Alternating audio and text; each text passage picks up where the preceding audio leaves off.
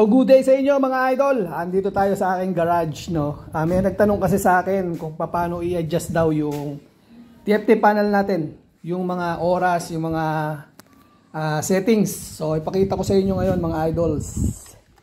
Start natin 'yan, ano. So nung isang araw kasi medyo naiba rin yung oras ko, no. In-adjust ko 'yan, no, yung oras na 'yan. Constant lang muna natin mga idol.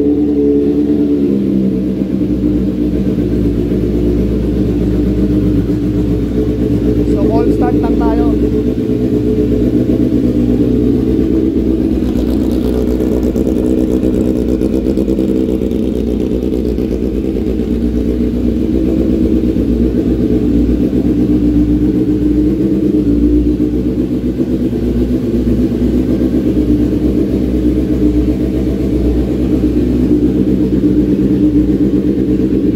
So madali lang i-adjust to mga idol. Press lang natin to ng dalawang sabay for a long minute.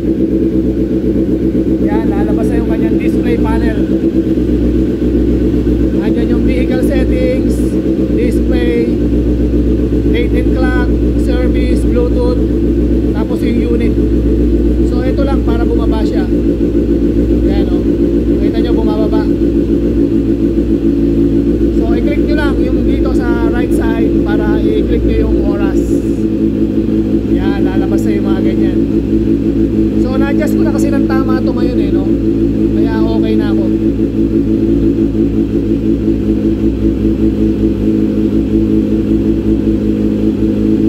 So adjust.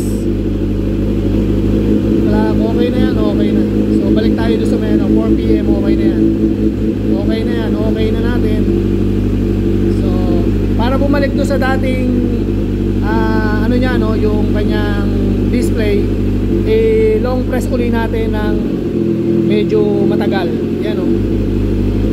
Yan, babalik siya doon sa dati.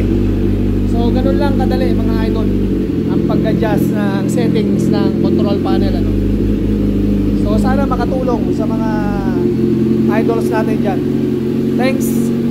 Mo rin palang palitan yan mga idol ng gusto mong kulay. Dalawa yan eh, isang black tsaka white. Kulang to. Yon, magpapalit siya ng color na white. Ganyan lang ka, ano. Pero mas gusto ko kasi yung medyo dark, eh, no. Kaya ibalik natin sa color black. Yan, long press lang, babalik siya doon. Okay? Ganun lang kadali mga idol.